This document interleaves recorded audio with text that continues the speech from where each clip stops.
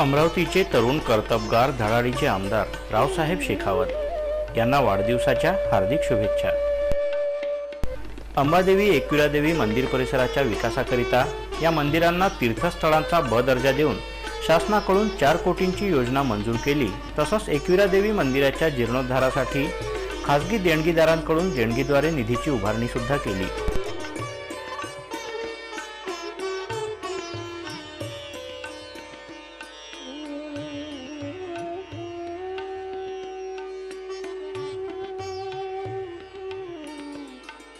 जिल्हा सत्र न्यायालयाची जुनी जीर्ण इमारत, वकिलांची अपुरी बैठक व्यवस्था ही स्थिती बघितल्यानंतर आमदार रावसाहेब शेखावत यांनी या जुन्या इमारतींच्या जागेवर नवीन प्रशस्त इमारत व्हावी याकरिता प्रयत्न केले। त्यांच्या प्रयत्नातून या ठिकाणी 7 मजली प्रशस्त इमारतीचं काम सुरू झालं। या कामावर एकूण 35 कोटी खर्च होणार आहे। या इमारतीत सर्व न्यायालय जसे सत्र न्यायालय, फौजदारी न्यायालय, दिवाणी न्यायालय, कौटुंबिक न्यायालय, कामगार न्यायालय, औद्योगिक न्यायालय, ग्राहक न्यायालय इत्यादी राहणार असून वकील मंडळींकरता प्रशस्त बार रूम, वाचनालय, 4 लिफ्ट, गार्डन आणि पार्किंगची व्यवस्थाही राहणार आहे। अनेक वर्षापासून जागेअभावी रखडलेला सामाजिक न्याय भवनाचा प्रश्न अतिशय गंभीरतेने घेऊन स्थानिक पोलीस आयुक्तालयालगतची शहराच्या मध्यवस्तीतील जागा या भवनाकरिता मिळवून दिली। तसंच शासनाकडून 11 कोटी रुपये मंजूर करून घेतले।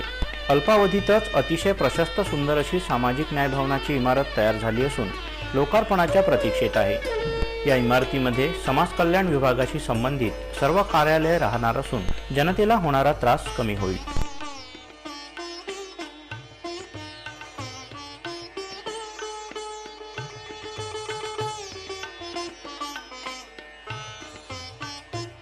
मुस्लिम बहुल क्षेत्रात स्वातंत्र्यपूर्व काळापासून एकही राष्ट्रीयकृत बँक नव्हती। त्याकरिता पठाण चौक येथे आमदार शेखावत यांनी स्वतः जागा खरेदी करून तेथे इमारत बांधली आणि तेथे एक सोडून 2 राष्ट्रीयकृत बँका जसं सिंडिकेट बँक आणि सेंट्रल बँक अत्याधुनिक ATM सह सुरू केल्या। तसंच नवसारी परिसरात सुद्धा राष्ट्रीयकृत कॅनरा बँकेची शाखा सुरू करण्यात आमदार रावसाहेब शेखावत यांनी पुढाकार घेतला।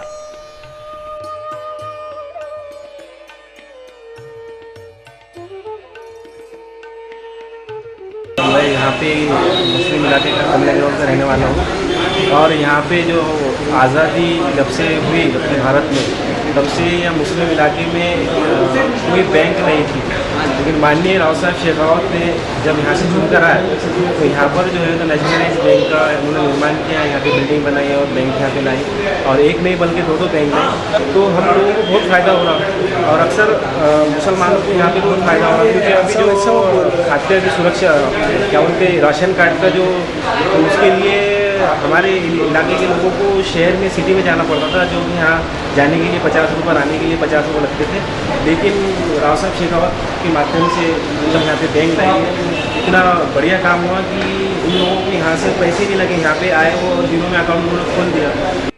शासकीय रुग्णालयात रुग्णांची गर्दी लक्षात घेता सेवाभावी वृत्तीनं अमरावती शहरातील मध्यमवर्गीय आणि गोरगरीब जनतेला मोफत आरोग्य सेवा पुरवण्यासाठी रावसाहेब शेखावत मित्रमंडळ आणि सहारा परिवार यांच्या संयुक्त प्रयत्नातून 4 फिरती रुग्णालये सुरू करण्यात आली असून शहराच्या विविध भागात जाऊन मोफत आरोग्य तपासणी आणि औषध वाटपाचा कार्यक्रम राबवण्यात येतो। आज पावेतो 70,000 रुग्णांनी याचा लाभ घेतला आहे।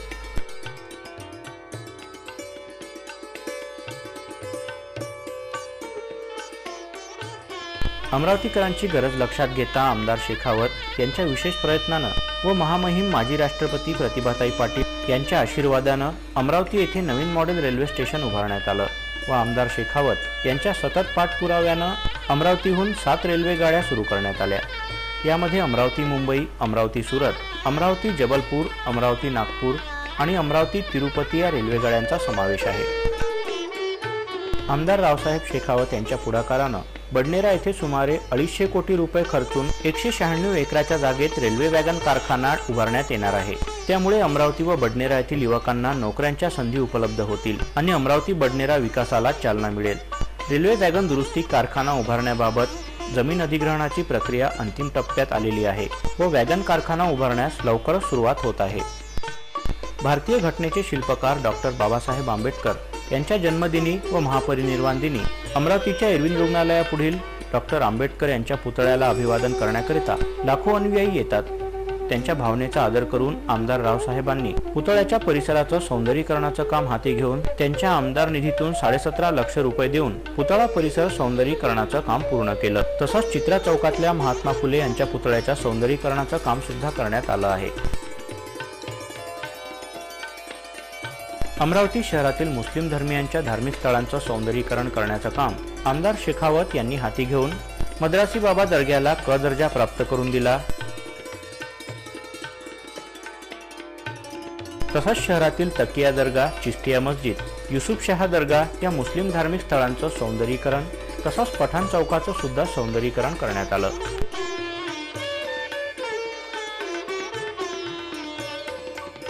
नागरिकांची गरज लक्षात घेता शहराच्या विविध भागांमध्ये कोणार्क कॉलनी, रहाटगाव, कुऱ्हेअप्पा लेआउट या भागात सुंदर बगीच्यांची निर्मिती करण्यात आली. याकरता 1 कोटी रुपये खर्च करण्यात आले आहेत.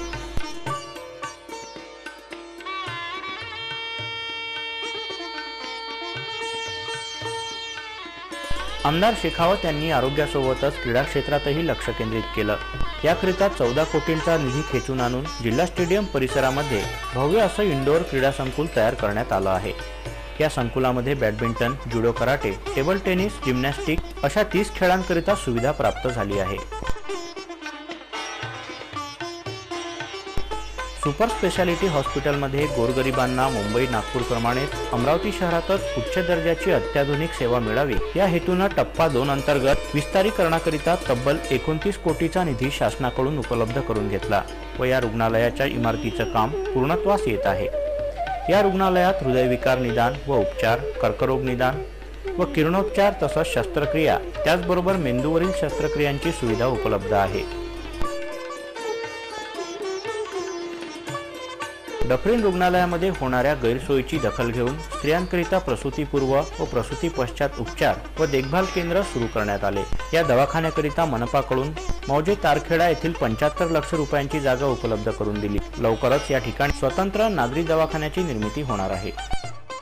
गाडगेनगर येथील संत गाडगेबाबा मेमोरियल खुल्या जागेमध्ये गाडगेबाबा स्मृती भवन बनवण्याकरिता सातत्यपूर्ण प्रयत्न करून 11 कोटीची योजना मंजूर केली. त्यापैकी 1 कोटी 75 लाख रुपये प्राप्त झाले. या ठिकाणी कल्चरल व्हॅल्यू एज्युकेशन सेंटरची प्रशस्त इमारत बांधली जात आहे. अमरावतीकरांच्या धार्मिक भावनांचा आदर ठेवत आमदार शेखावत यांनी तिरुपती येथील भगवान बालाजीचं दर्शन अमरावतीकरांना घडवलं. भगवान बालाजी व आई पद्मावतीचा विवाह सोहळा कल्याणोत्सव शहरामध्ये आयोजित करून अमरावतीकरांच्या डोळ्याचं पारणं फेडलं.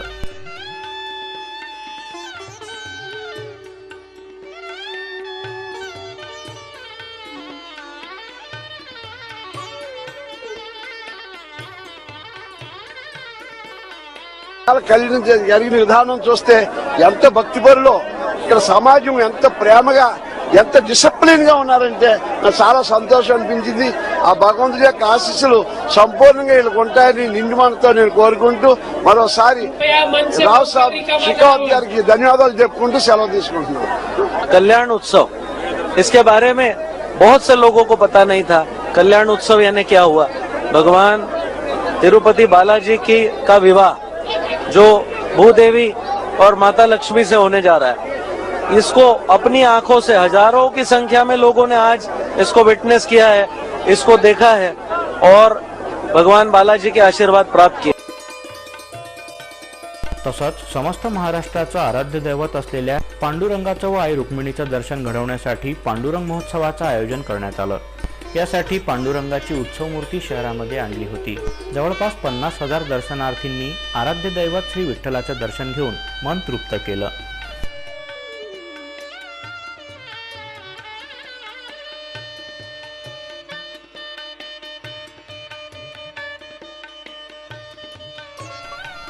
शहरातून तिरुपती भगवान बालाजींच्या दर्शनाकरता मोठ्या संख्येनं भाविक जातात. ही बाब लक्षात घेऊन आमदार शेखावत यांनी तिरुमला तिरुपती बालाजी संस्थानचे ई-कॉम्प्युटर अमरावती येथे सुरू केले. त्यामुळे भक्तांना तिरुपती येथे दर्शनाची व राहण्याची व्यवस्था झाली आहे. त्याचबरोबर अमरावती तिरुपती रेल्वेगाडी सुरू करून बालाजी दर्शनासाठी थेट अमरावतीवरून जाण्याची सुद्धा व्यवस्था करण्यात आली आहे.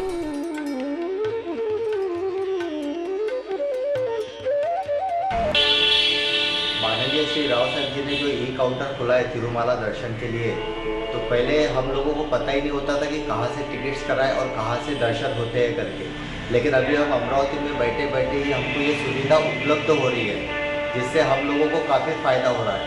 मैं खुद काफ़ी समय से सोच रहा हूँ दर्शन करने जाना है, लेकिन मुझे पता नहीं रहता था कि टिकट कहाँ से करवाना है करके।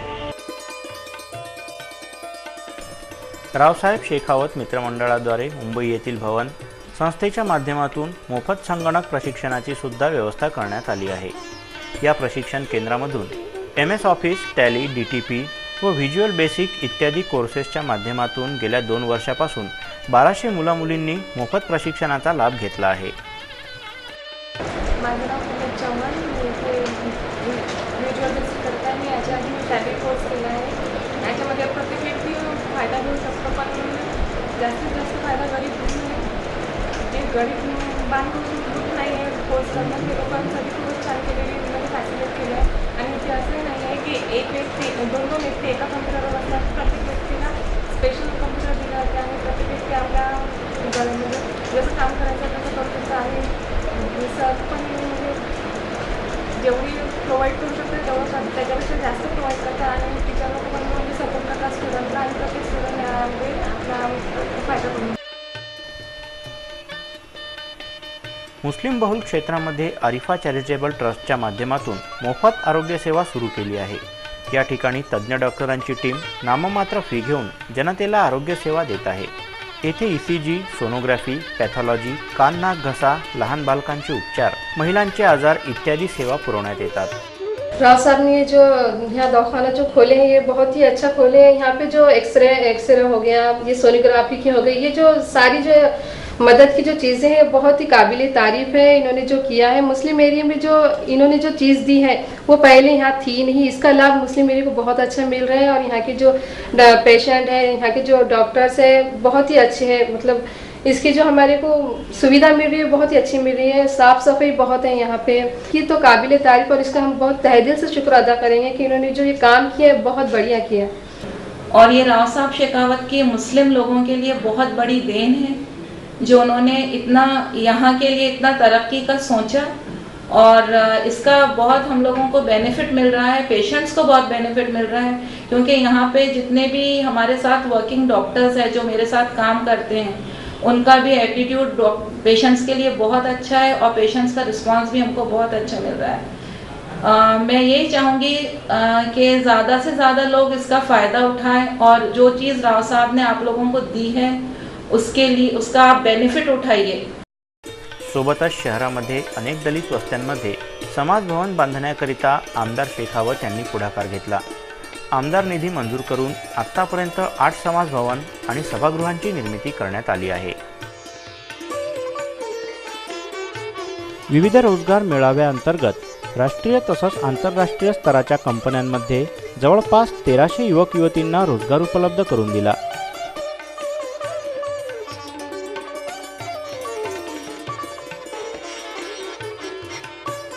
तसंच अल्पसंख्याक मुलींसाठी तब्बल 2 कोटींच्या निधीनं VMV परिसरात वसतिगृह मंजूर केलं असून या वसतिगृहाचं बांधकाम प्रगतीपथावर आहे।